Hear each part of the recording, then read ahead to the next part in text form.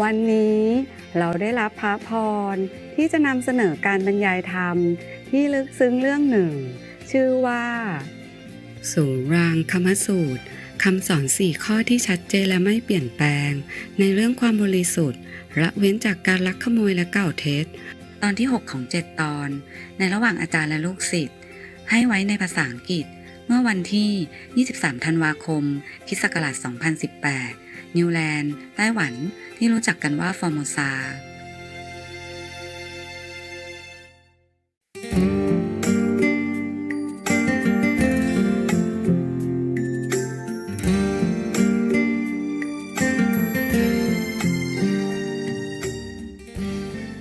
Are you better, love?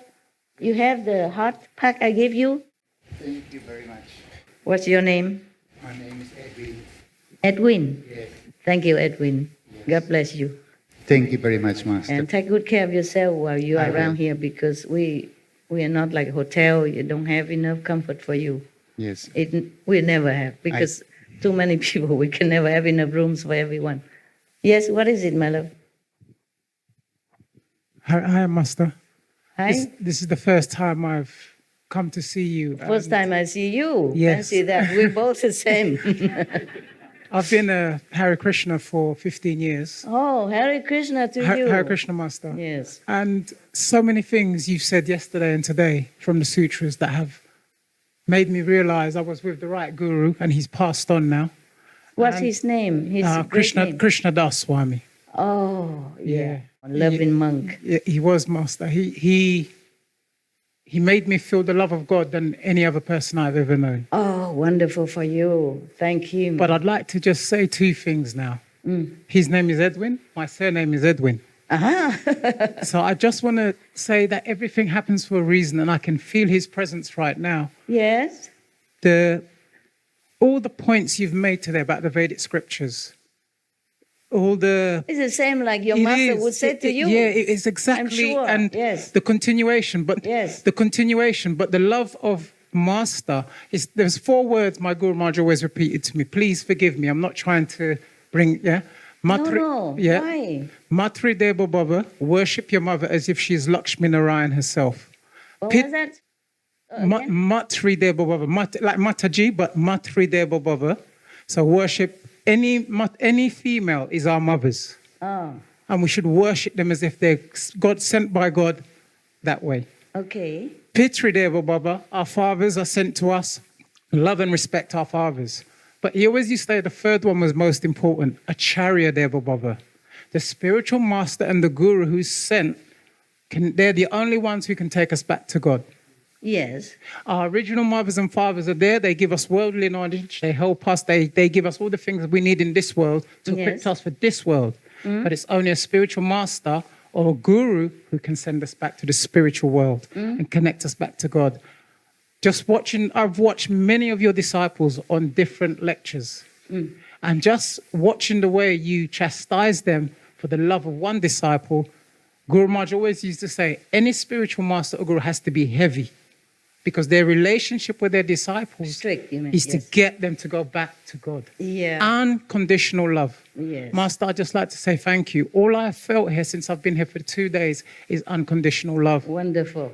Absolutely. By the candor of your own disciples, they're a living example to you. And I couldn't they are. And I could. They are. They're absolutely. But even this is, we're children. We Yeah, are I children, know. and we're trying to find our way through. And you've been sent to show us the best way back to God. Thank you, my love. And we're not perfect. But Master, please, thank you very, very much. I really, really do love you from my heart. And I will do the best to be one of your following disciples. Thank you. Hare Krishna, Master. Blessed is your guru who taught you the right things in the right way and the humility that he taught you and the enlightenment that he led you to. Please forgive me if I've offended in any way whatsoever. No. I didn't know the protocol, so I was just holding back, and this was the right moment. Never. Because the young gentleman, the things he said, really, really touched me. The fact that his inner voice and your voice came to him at the same time, that is the most perfect realization one can have. I and your masters are one. Thank you. Really, they're Absolutely. working together to uplift humankind. Yes. We have no competition between each other. We love each other and we are buddies. Hare Krishna, Master. Okay. Thank you. All right, thank you. Yes. Thank you for your loving comments, and blessed be your Guru forever. May he always guide you and never leave you.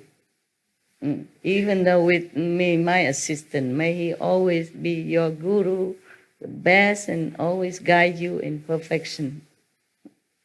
And may you always remember him, your inner master. Okay, all right. This is very emotional to me. Any gurus are precious. In India, they revere guru more than God. They say, what got to me, just throw me into the sea of suffering of existence. Only my guru liberates me, love me, protect me, and take me home. They praise guru all the time. Please forgive me again. I don't mean to interrupt, but there was what you said about because I've followed martial arts all my life. So when you said that about the things, the Shaolin monks have this upon their head as a self-sacrifice that they will do the best they can for mankind. Yes. Even what they're learning is to serve their nation, to serve their community. Yeah. So when I heard you say that, after all this time, it was such an enlightening thing to understand why these three. It was really, really wonderful. I never mentioned it before. Yeah, and having come here, all the Shaolin monks, all the Buddha Dharma, everything is this whole place. It just happened already. Absolutely. They exist before we bought it. So I just keep it as is. No, I was going to maybe ask for Jesus statues outside and some other master to put around to compete with all these monks. Some things we have removed. Yes. And the former owner removed. But the former owner also vegetarian. That's why they were very happy that we bought it. He worried that some other business come in and do the killing and meat and every day. And he's very happy that we're vegetarian.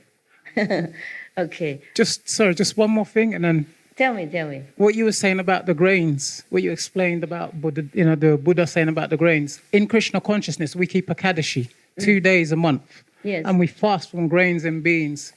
So it all ties in. Everything Guru Maharaj just said, you not only have you confirmed it, but you're taking it to that next level. And in this age, to have a living master gives everything a lot more potent. And we need to realize this is not just by chance. Guru Maharaj used to say, we are the most fortunate people on the planet in this age. It is. But we're the most unfortunate because at every given moment, we will turn our backs on God through some kind of distraction. We know the names of God. We know his love. And yet at every given moment, Maya will play with us.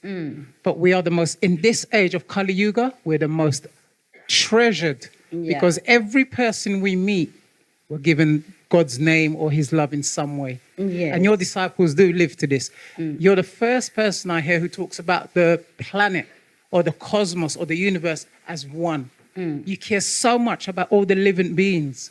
Just to see this. I remember when I watched the lecture. Just natural. Yeah, but everyone is trying to destroy the world. Everyone is arguing in the world. Everyone is upset with their neighbors. And here comes Master who just talks about saving the planet. I remember watching you cry in one of your lectures because of so many animals that had perished. And it just left me that evening. It was just totally. I got introduced to you 5 years ago. And I've just always been interested. And to be sitting here now, listening to you is almost like I'm listening to the lecture. I had trouble focusing on you because I'm trying to be. So please forgive me. I will not take up no one else's time. What are you doing? No. Thank you, everyone. What are you Thank you so saying? much. This is for everybody. It's a retreat, and it's you are enlightening people. It's very good. enough. Thank you very much. So they don't look at my calendar. That you look at yours. You're saving me. Yeah, it's good that you say something that is so noble and kind. It's you uplifting them, you enlightening them. Yes, and I'm so proud to have you among this congregation. Yeah, continue to be a good monk. Continue to be a good nun. Okay, and the Korean nun or whomever, where are they? Normally, I said a long time ago, the nuns and the monks should sit in the front, so that you don't rub elbow with them and keep them more pure. There's a Korean monk there. Nun said, "You come sit here." The nuns and the monks come sit here. I just don't want people to rub off on you some of their mundane energy. If you like, please sit here. Normally, I tell them to let the monks and the nuns sit kind of a little separately, distantly. They have forgotten. And I can't keep saying that every day, you know. No matter if you think you're equal to them or not, you're monks and nuns and you deserve more respect and distance, okay? So you feel like you're still at home. When you go out and preach and then you mingle with people, it's different. Here, come here, sit. Yeah. If you like to there, it's fine. And the Hindu nun, you stay there. Okay, you sit. Kamsahamnida. That's all I know. Anasio. And Hindi, I don't know much. Only Bahut Acha. Bahut Acha. Bahanji. Sister, great sister. Ji is mean great, okay? So if you don't know any other Hindi, you just say, Namaste, Ji, then it's fine. People know you respect. Okay, can I continue now? You have any more? Oh, so your calendar is very short. I was happy that he took over some of my calendar. Now he stopped. Feel free, okay, to speak anything you want. You also? Okay. Good, wonderful. I can forget my calendar for now.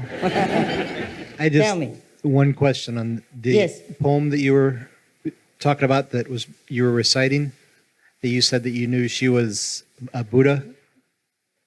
That poem? The poem? Yes. You said you knew she was a Buddha or something. Yes. Were you saying like she had come back as a Buddha, or she was like, we're all... No, I said she's also the Buddha. I mean, everyone has Buddha inside. That's what I was just wanting to clarify. Okay. I did not predict anything. I just looked as a soul level. I didn't know she was... No, it's not like that. No. Okay. I just said it as a fact that she has Buddha inside, and we should have the same respect. And I say that because that moment of realization, of true statements, okay? But if I say that to other people, maybe they don't understand what I'm talking about. Maybe that's why you're a little bit confused. I did not predict. I state the fact that she's a Buddha, so there's no need for him to talk to me like that about her. That's what I was thinking, but I just wanted to clarify. Yeah, it's clear now? Thank you. Okay. I thought you took over my calendar, but you just have a short question. Fine. So I still have to continue. Okay. When I said that to that Vietnamese disciple, I really understood that. I really meant it as well. But when I say it now, it's not the same like at that moment. Because I really meant that. I really knew that. I really understood that she's a Buddha inside. I look at the soul level, you know. Sometimes I look in different eyes. Yeah? I had a question, actually. Something you said a long time ago made me think of something. But since you're inviting calendar talking, I figure I'll ask.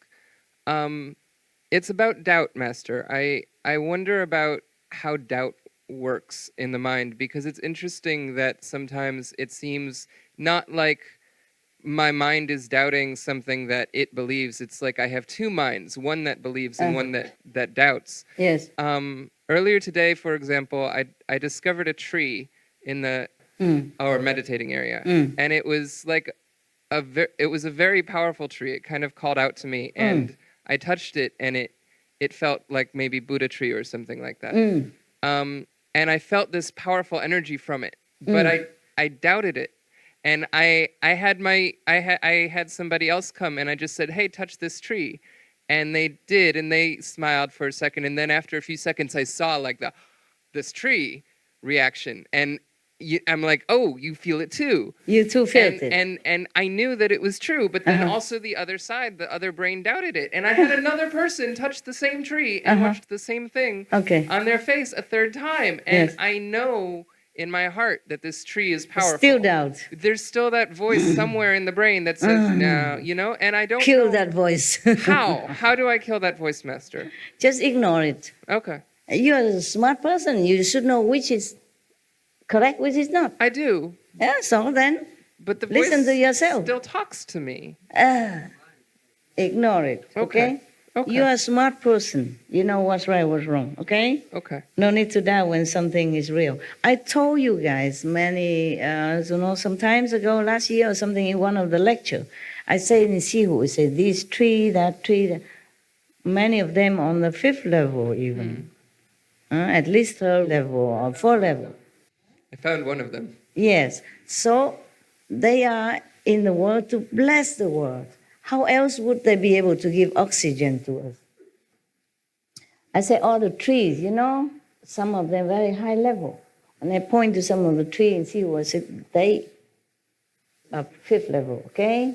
And they're blessing the world. And we are the one who kill them without thanking, okay? So you experience one of that. But if you touch a tree again tomorrow, you might not feel the same, okay? It might not reveal itself to you. Okay, so don't be surprised if tomorrow you come touch and, nothing happened. Maybe I was wrong yesterday. And you doubt again. Don't do that. Be spontaneous. Be a child. Except you become a child, you cannot enter the kingdom of God. What is kingdom of God? Is this blissfulness that you feel inside. The happiness, the childlike innocence. Fearless, okay? Only love and happiness. That is a child. The kingdom of childhood, okay? Kids, they don't fear anything. They're always happy, okay? All right. I'll tell you one story. Sometimes when your mind is pure, you perceive things around you, and other time you don't, okay? One time I was in Sihu. I took care of some of the workers, SMTV worker or some resident, and I told them they have to buy a sofa because the office is very austere, only a table and a swivel chair, yes, and a computer, nothing else, austere. We were so hurried to make the SMTV that I have not allowed time to do the decoration for them. I said, we have to do it now. The war is starting soon. We must do it now. Forget about decoration because they promised another 2 months until the office finished. I said, why? It's all done. We have table, we have chairs. Oh, we still need to decorate. I said, no. We have to begin now. So we begin without any ado, without any picture or decoration on the wall, nothing, okay? But I say you have to be comfortable, because you work all day and you need some sofa, okay? Sometimes if you're tired of sitting, maybe you can recline on the sofa and do some computer work. So I told them, why are you laughing? That's what I told them, okay? Longer sofa and comfortable so that you can even, resting while you're working. Or when you need to take a rest, a little nap at midday, after lunch, or you just sit there comfy to meditate. They also have cushion, of course, and all that. But I say, no, sofa is more comfortable. So you can meditate. Understand? Yeah. So I told them to buy some sofa. Okay, they bought similar sofa for everybody, including for me. Oh, I told them I hate this sofa. Because it's so narrow, and very high in the back is okay. It's not all that. I say I don't really like this sofa very much. I imagine you would buy, because I didn't see their sofa yet.